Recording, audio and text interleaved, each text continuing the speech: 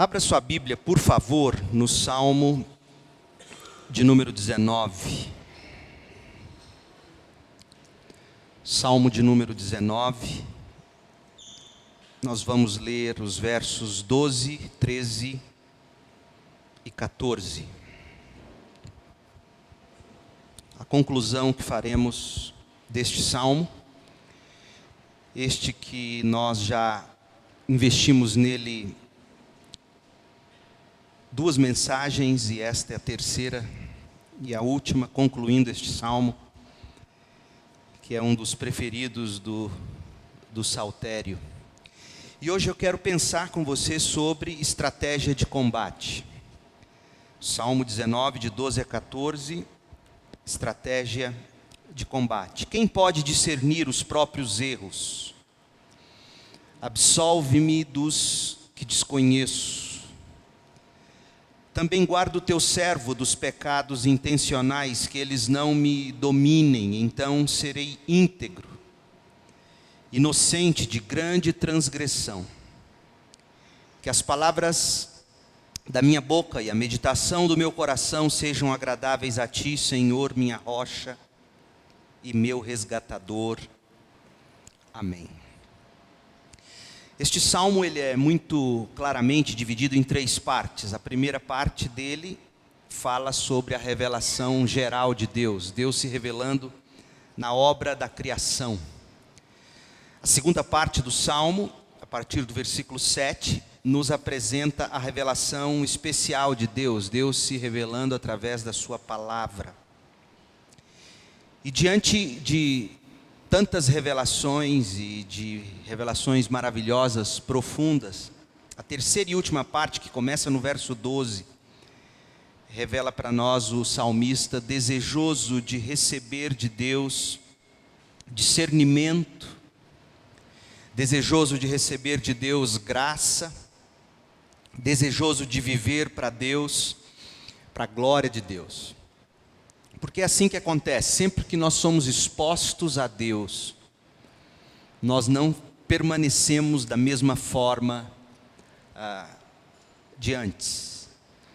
A exposição a Deus provoca em nós transformações, é por isso que o ser humano vive buscando fugir de Deus.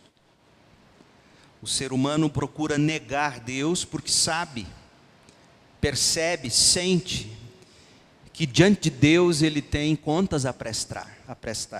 Por isso que o ateísmo é a grande opção para a maioria das pessoas que buscam fugir de Deus. Não sei se você já teve a experiência de estar diante de alguém que você contra ela tenha cometido algum ato falho. Talvez você tenha feito algo de errado contra a pessoa, tenha falado da pessoa, ou tenha ofendido a pessoa de alguma forma, mesmo que inconscientemente, mesmo que sem sua vontade. E essa pessoa se aproxima de você, você se sente de que maneira diante dela? Descoberto, descoberta, você se sente sem jeito, você se sente no dever ou de acobertar o que fez, ou de esclarecer e de resolver. Se você nunca fez isso contra alguém, talvez você tenha já se deparado com alguém que fez contra você, e você sabe que a pessoa pecou contra você, e ela se aproxima de você e ela não fica normal, desconcertada, ela não olha nos seus olhos, ela brinca o tempo todo, ela faz graça de tudo, ou seja, ela procura uma maneira de não sentir o silêncio, com medo de ter que prestar contas a você. Pois assim é o ser humano diante de Deus. O ser humano pecou contra Deus, o ser humano errou diante de Deus, o ser humano tripudiou a glória de Deus, e aí diante de Deus o ser humano se sente todo desconfortável. E é por isso que o ser humano busca de todas as formas não se expor a Deus. O ser humano busca fugir de Deus. O Salmo de Davi nos mostra de forma muito clara e bela que sempre que nos expomos a Deus, nós sentimos o desejo de discernir nossos erros, de alguma forma, o desejo de receber de Deus graça, o desejo de viver para a glória de Deus, se assim você é uma pessoa piedosa. Davi nos mostra aqui nos versículos que a gente leu, duas formas de se pecar contra Deus. Existe aqui a forma oculta de pecado e existe aqui a forma ostensiva de pecado. A forma oculta está no verso 12. Quem pode discernir os próprios erros? Ele está admitindo que existem erros em nós que nós não conseguimos discernir, perceber. E ele diz: absolve-me dos erros que desconheço. Davi está nos dizendo, irmãos, que é possível viver com pecados ocultos. Aliás, nós pecamos porque nós somos pecadores. A nossa natureza nos inclina a pecar. Por isso que a melhor oração que podemos fazer todos os dias, ao levantar, ao meio-dia, antes de dormir, em qualquer momento, é a seguinte: Senhor Deus, inclina o meu coração para o Senhor. Inclina o meu coração para a Tua palavra. Inclina o meu coração para as maravilhas da Tua lei. Porque o nosso coração, ele naturalmente se inclina para o pecado. Diante dos pecados ocultos, nós podemos agir de duas maneiras. A primeira delas é com perplexidade. O texto diz: quem pode discernir os próprios erros? É como se Davi dissesse assim: como pode ser? Por que eu não consigo parar de pecar? Por que esse eu não conheço? Esse eu que me faz fazer o que eu não quero. Poxa, eu sei que eu não devo, eu sei que eu não posso, mas eu não consigo parar de fazer o que eu faço, comer o que eu como, beber o que eu bebo, dizer o que eu digo, praticar o que eu pratico, gastar como eu gasto. Essa compulsão que vem de dentro de nós e a gente não sabe de onde, e a gente vira para Deus e diz: Deus, quem pode me livrar disso? Quem pode me tirar do meio desse garrancho, desses erros que eu nem sei de onde vem? Paulo disse isso em Romanos 7: miserável homem que sou, quem me livrará desse corpo de morte? O corpo de morte, na cultura grega, era geralmente um cadáver de gente ou de animal, que você literalmente pregava, amarrava às costas do condenado. E esse cadáver nas costas do condenado, e o condenado sem a menor chance de retirar esse cadáver, esse corpo de animal morto, esse corpo de gente morta.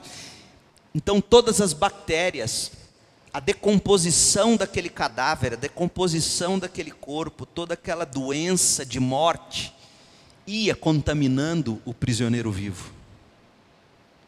E ele sabia que pouco a pouco, toda a característica de morte do cadáver sobre ele, condenando ele à morte, pouco a pouco a natureza dele, o corpo dele, ia assimilando a natureza de morte daquele cadáver sobre ele. Essa é a imagem que Paulo tem em mente quando ele diz: quem pode me livrar desse corpo de morte?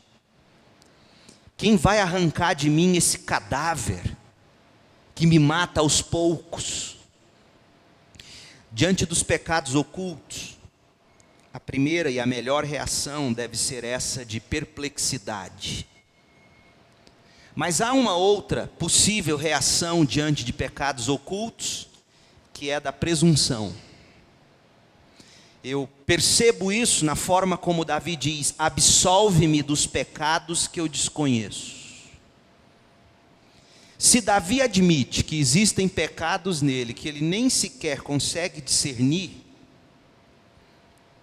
é possível também Davi passar pela vida e dizer: não existe qualquer pecado em mim. Porque se existe a possibilidade de um ser humano dizer: Deus, me perdoe os pecados que eu não conheço, existe também a possibilidade do ser humano dizer assim: como eu não conheço, eu não sou pecador. eu não sou tão mal assim, a culpa não é minha. Eu tenho me esforçado, e aí esse pecado oculto, maquiado pela presunção, me faz lembrar do fariseu de Lucas 18, versos 11 e 12, que se media aos olhos do outro, ou pelo padrão do outro, ele se via mais santo, menos pecador, mais digno do que o outro. Então, diante dos pecados ocultos, nós podemos ser presunçosos, de achar que não pecamos, que somos melhor que o outro. Nós podemos tomar a nós mesmos como padrão de medida. Podemos tomar o erro do outro como meio de absolvição dos nossos pecados. A gente pode até dizer que a Bíblia é boa, mas a Bíblia é boa para ser aplicada na vida dos outros. Os outros é que precisam ouvir, não eu, nunca para mim. E enquanto o indivíduo se ver melhor do que o outro, ele vai pensar que tudo está bem, que o problema é que o padrão de conduta nunca pode ser nós mesmos, gente. Esse é o grande problema. A Bíblia é o nosso padrão de conduta. O meu padrão, por isso que Davi diz isso, por isso que Davi diz: quem pode discernir os próprios erros? Absolva-me dos que eu desconheço. Porque Davi sabe que ele não pode medir o padrão de vida dele pelo que ele pensa, pelo que ele acha, pelo que os outros dizem. Porque Davi sabe, como Jesus disse em João 5,45, quem vos acusa, dizendo aos fariseus, quem vos acusa é Moisés, é a lei que vos acusa, é a palavra de Deus que vos acusa. Vocês não podem se medir pelos pecados dos que não são judeus. Vocês não podem se medir pelos pecados dos bárbaros. Vocês não podem se medir pelos pecados dos gentios. Vocês devem se medir não pelo padrão de santidade que vocês julgam ter, mas pelo que diz a lei. E quem vos acusa é Moisés. João 5,45. Então, diante do pecado oculto, nós não podemos ter a presunção de achar que por não percebermos os pecados, por não ser tão visíveis para nós, nós somos melhores que os outros. Tem muita gente assim, meu povo. Tem muita gente que convive bem com o seu pecado oculto. Por quê? Porque eles dizem: eu faço mal é para mim. Eu estou fumando, estou matando é a mim mesmo, eu não estou fazendo mal para ninguém. Pago minhas contas. Só que o pecado oculto nos destrói com ou sem presunção. A melhor forma de tratar o pecado oculto é nos tornarmos perplexos diante dele, sermos confrontados pela palavra de Deus, ficarmos surpresos ao perceber que o pecado está arraigado em nós, ele nos domina de tal forma que o tempo todo o coração da gente nos inclina para atitudes, desejos, palavras que não nos convém. A perplexidade tem que nos fazer chegar à seguinte conclusão: eu não consigo viver uma vida pura assim tão naturalmente. É difícil para mim ser um homem e uma mulher reto ou reta. É difícil para mim discernir as minhas faltas, e quando alguém tenta me mostrar minhas faltas, qual é a minha grande atitude? É a de me defender apontando as do outro que está me acusando ou que está me ajudando a ver meus erros. Por isso que às vezes a gente não consegue dialogar como marido e mulher, como amigos, como irmãos. Porque quando o outro vem para me ajudar, naturalmente eu me defendo dizendo ou de alguém comum a nós dois, comum a mim e a este que me exorta, ou falo deste que me exorta a fim de me proteger, de me defender. Mas Davi está nos dizendo: nós somos pecadores por natureza, existem pecados em nós que são ocultos, nossa natureza nos inclina ao pecado, e essa é a melhor forma de nós tratarmos os pecados ocultos. Nós não podemos ser cínicos, nós não podemos ser homens e mulheres de presunção, porque é como você tentar tratar um câncer de estômago tomando omeprazol, para tirar a dor, a queimação, mas o câncer está lá te corroendo, te matando, te destruindo. Mas você quer se ver livre apenas dos sintomas, você não quer tratar o problema. Davi aqui nos mostra de forma muito clara, muito contundente, ele quer tratar o câncer da alma dele, é o pecado. Quem pode discernir os próprios erros? Absolve-me dos que desconheço. No verso 13, Davi aponta uma outra categoria de pecados, são os pecados ostensivos. Também guarda o teu servo dos pecados intencionais, aqueles que eu cometo sabendo que é pecado, sabendo que não devo, e eu peco, e aí eu escondo dos outros, eu maqueio esses pecados, eu camuflo esses pecados, eu não compartilho com ninguém. O ser humano é tão assim que até existem hoje aplicativos que você baixa para o seu celular, onde você pode ali ter uma pasta oculta, onde ninguém vai ver aquelas fotos que só você pode ver, aqueles vídeos que só você pode ver, ou aqueles arquivos que ninguém mais pode tocar. É impressionante como o ser humano sabe muitas vezes que a atitude que ele tem é inadequada, é incorreta diante de Deus e diante dos homens. E Davi diz: esses pecados ostensivos, Senhor, guarda-me deles, eu não quero que eles me dominem, eu não quero que eles tenham domínio sobre o meu corpo, sobre a minha vontade, eu não quero viver praticando eles.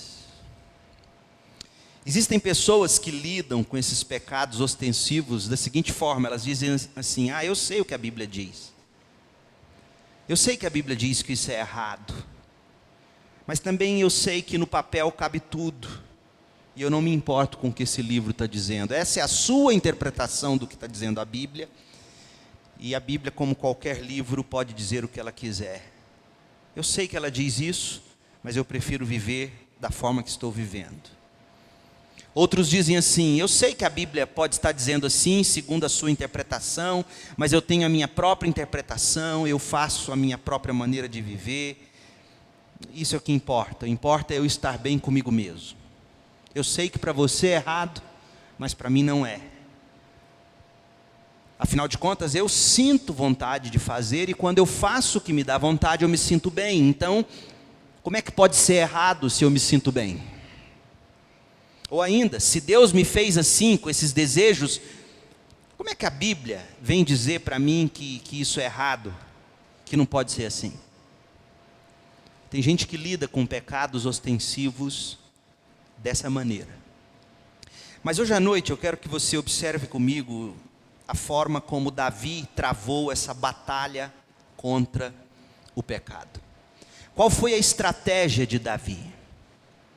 Nós vimos as declarações de Davi sobre a palavra de Deus e a forma como Davi ora nos últimos versículos. Então, você já fica com a clara impressão de saída de como você pode combater o pecado. Uma é você absorvendo as revelações de Deus, e outra é você orando. Então nós poderíamos apresentar essa estratégia de combate de Davi dessas duas formas: palavra de Deus e oração. Mas é bom olharmos para os textos aqui que nós temos e observar como é que de forma mais específica Davi age nessa estratégia que ele tem, ou nessa batalha contra o pecado. Tanto contra os pecados ocultos, como contra os pecados ostensivos. Os pecados ocultos são aqueles que estão escondidos no coração da gente. É aquele leite talhado que, se você botar um pouquinho na panela do leite bom, o leite bom de repente talha por inteiro. Então aquele pecado oculto, como é que Davi combateu ele? Como é que Davi combatia os pecados ostensivos, aqueles pecados do caráter, aqueles pecados abertos? Como que ele cometeu, por exemplo, contra Batseba e contra o marido dela, por exemplo. Volta comigo no verso 10 do Salmo 19, por favor, e veja Davi falando das Escrituras. São mais desejáveis do que o ouro, do que muito ouro puro, são mais doces do que o mel, do que as gotas do favo. Por elas o teu servo é advertido. Há grande recompensa em obedecer-lhes. Quem pode discernir os próprios erros? Absolve-me dos que desconheço. Também guarda o teu servo dos pecados intencionais, que eles não me dominem. Então serei íntegro, inocente de grande transgressão. Que as palavras da minha boca e a meditação do meu coração sejam agradáveis a ti, Senhor, minha rocha e meu resgatador. São 4 estratégias que Davi nos aponta. A primeira delas, de forma muito clara, por isso eu fiz questão de começar lendo no verso 10. A primeira estratégia contra o pecado é: leia a Bíblia. Leia a Bíblia. A afirmação de Davi no verso 12 é categórica. Existem pecados que nós só vamos descobrir que existem em nós se nós lermos a Bíblia. Porque Davi diz assim: quem pode discernir os próprios erros? E ele acabou de fazer essa pergunta logo após ter falado da Bíblia, das Escrituras. Então, diante das Escrituras, que são mais desejáveis do que ouro, que são mais puras do que ouro, mais doces do que mel, que adverte o servo, que recompensa quem obedece, diante dessa palavra, quem é que pode discernir os próprios erros? Só quem lê a palavra. Meu sogro dizia que ele não gostava de ir em médico, e você perguntava para ele: por quê? Se eu for lá no médico, ele vai encontrar doença em mim. É óbvio, se você a tem, ele tem que encontrar. Ele não vai encontrar doença se você não estiver doente. E assim é com a Bíblia. Se nós não formos para as Escrituras, se nós não olharmos nossa conduta, o nosso coração, nossos pensamentos, nossos prazeres, nosso passatempo, se nós não avaliarmos nossos negócios, nossa vida, se nós não avaliarmos a nós mesmos e a forma como vivemos à luz do que diz a Bíblia, pode ser que a gente passe a vida inteira sem descobrir que somos doentes em estado terminal. E aí, diante do justo juiz, será tarde o arrependimento. Se você quer uma estratégia de combate na luta contra o pecado, a primeira e mais óbvia e mais necessária é essa: leia a Bíblia. Conheça as Escrituras. Leia a Bíblia de forma a deixar a Bíblia te condenar. É assim que se deve ler em primeiro lugar. Eu fico impressionado com a forma como as pessoas hoje em dia têm lido a Bíblia, têm pregado a Bíblia e têm apresentado a Bíblia. Sabe de que forma? Mensagens motivacionais. Gente, mensagens motivacionais nada mais são do que ar-condicionado num trem a caminho do inferno. A Bíblia, antes de qualquer coisa, ela é luz que revela os nossos pecados. Eu preciso ler a Bíblia em primeiro lugar, pedindo a Deus que me sonde e que revele se há em mim algum caminho mau.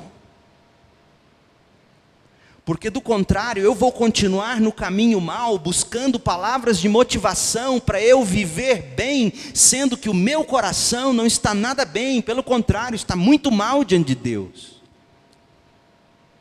Cuidado com mensagens puramente motivacionais. Elas fazem efeito, elas são engraçadas, elas são boas para nos dar um up para começar a semana, mas será que foi para isso que a palavra de Deus em primeiro lugar foi escrita? Parece que não, irmãos. E Davi deixa muito claro isso para nós no Salmo 19, no verso 12. Ele chamou a palavra de Deus de ouro, ele chamou a palavra de Deus de mel, ele diz que existe a recompensa em quem obedece. para aqueles que são advertidos. E aí ele diz: olhem, diante dessa palavra eu só posso dizer, ela me ajuda a discernir meus próprios erros. Então, em primeiro lugar, todo dia cedo, à tarde ou à noite, seja que hora for que você tira para ler sua Bíblia, a primeira coisa que você tem que deixar a Bíblia fazer é pôr o dedo no seu machucado. Você e eu temos que nos ver como aquele paciente que tem uma grande ferida no corpo e que todos os dias precisa se apresentar à enfermeira, na enfermaria do hospital, para ela retirar o curativo, pôr a mão na ferida, tratar dela, para que ela não me mate. Todo dia, quando você e eu formos ler a Bíblia, essa é a imagem que a gente tem que ter em mente: Senhor, eis-me aqui, abra os curativos da minha alma, ponha o dedo nas feridas da minha existência, me ajude a discernir meus próprios erros, porque só os puros de coração verão a Deus.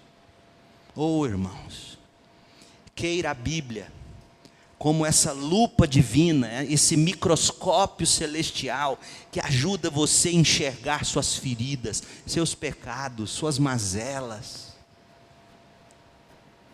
E aí vem a segunda tática: peça perdão. Porque Deus é tremendo, Deus é um Deus que nos faz discernir o erro e nos dá a chance de dizer o que Davi disse no verso 12: absolve-me, perdoa-me, coloque-me em liberdade. O que é a absolvição? É você pegar um escravo e torná-lo livre.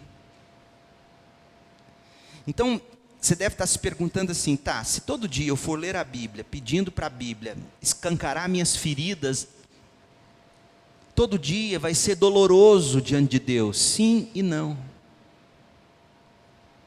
Tem que começar com dor, para terminar com liberdade e alegria.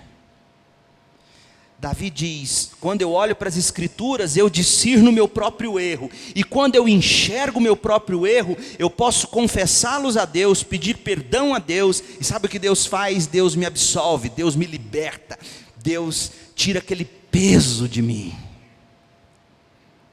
Então, quem se volta para Deus na palavra, descobre que precisa de perdão, clama por graça e misericórdia, e os recebe de Deus, e sai da presença de Deus livre. A terceira estratégia: busque poder. Senhor, o Senhor abriu o curativo, escancarou a ferida, espremeu o furúnculo, passou mais um pouquinho de basilicão, tampou de novo, eu me sinto aliviado, eu pude confessar, mas eu preciso de força para não continuar pecando. E aí vem o verso 13: também guarda o teu servo dos pecados intencionais, que eles não me dominem, então serei íntegro, inocente de grande transgressão. E é aqui que está a falência das mensagens motivacionais. Porque se Deus não nos libertar daquilo que nos domina, nós nunca seremos íntegros ou verdadeiramente vitoriosos. O poder vem de Deus, não vem da nossa força de vontade aguçada. Nossa força de vontade nos leva só até o meio da festa. Lembre-se disso. João capítulo 2, o vinho acaba no meio da festa. A minha e a sua força de vontade nos leva no máximo até o meio da festa. E de repente acaba o vinho, acaba a força, acaba o poder, acaba a alegria. E como é que você banca? No cartão de crédito? Nos juros descontrolados dos empréstimos para shopping terapia? Aonde você busca satisfação? Aonde você vai buscar alegria e prazer? Por isso que Eclesiastes diz: busque a Deus, lembra-te do teu Criador nos dias da sua juventude, antes que venham os dias em que você vai dizer: eu não tenho mais prazer em viver. E sabe o que é pior? E sabe por que eu não tenho mais prazer em viver? Porque tudo que eu tentei na vida não bancou minha vida. E agora eu vejo a morte, e eu não tenho mais desejo de continuar. Então Davi vem e diz para nós: vá para a palavra de Deus em busca de discernir o erro, confesse o pecado, e busque poder em Deus, e clame: Deus, dá-me poder, para não prosseguir nesse caminho. E vem a quarta e última estratégia de Davi: cultive a paixão em Deus. Cultive a paixão em Deus. Salmo 19, verso 14: que as palavras da minha boca e a meditação do meu coração sejam agradáveis a ti, Senhor, minha rocha e meu resgatador. Quanta coisa a gente podia absorver desse único verso. Mas veja que Davi está dizendo que a fonte de todo prazer é o coração, é o que está dentro do nosso coração. Por isso, e aqui eu digo com todo carinho, o cântico que nós cantamos no domingo, ele, de certa forma, ele é perigoso. Porque diz o quê? Quando o meu coração, como é que é? Quando o meu corpo pecar, ou me fazer errar, ou me fazer desviar, meu coração me traz de volta. É o inverso. Davi está dizendo assim: ou Deus domina meu coração com pensamentos agradáveis a Ele, ou a minha boca vai continuar falando o que o desagrada, meu agir vai ser pecaminoso. A paixão do meu coração tem que ser as coisas agradáveis a Deus, para que meus lábios professem louvor a Deus, para que a minha vida seja adoração a Deus. E aí ele diz: porque não há onde ou para onde correr, só o Senhor é rocha, só o Senhor firma meus pés nessa estrada escorregadia da vida. Oh meu povo, e como essa estrada da vida é escorregadia, cheia de armadilhas, cheia de pedras que nos fazem tropeçar, cheia de cascalho que nos faz derrapar. E vem Davi e diz: o Senhor é minha rocha, o Senhor é quem me resgata do pecado, o Senhor é quem me resgata da velha maneira de viver. Mas eu vejo aqui no verso 14, gente, um conflito na alma de Davi. Porque Davi está dizendo: conquanto o Senhor seja minha rocha, o meu esteio, minha estabilidade, conquanto o Senhor seja o meu resgate, o meu resgatador. Sabe o que eu descubro, Deus? Nem sempre o meu coração se agrada do que o Senhor agrada, e nem sempre a minha boca fala o que o Senhor quer ouvir ou agrada-se de ouvir. Davi está vivendo uma crise aqui nessa declaração. Senhor, eu sei que o Senhor é rocha, eu sei que o Senhor é resgatador, mas eu percebo que meu coração tantas vezes não tem paixão. Meu coração tantas vezes faz meus lábios dizerem o que eu não devo dizer. E por isso, Senhor, que a paixão do meu coração, eu te peço, que ela seja agradável a Ti, e que as palavras da minha boca sejam agradáveis ao Senhor. E sabe como é que a gente cultiva essa paixão, gente? Conhecendo cada vez mais quem é a rocha e quem é o resgatador. Quanto mais eu vivo esses últimos tempos e caminho com vocês e discerno e conheço meu coração, mais eu chego a uma conclusão. Tem um livro que John Piper escreveu, que nesses últimos tempos, creio, é o livro mais importante que o povo evangélico deveria ler.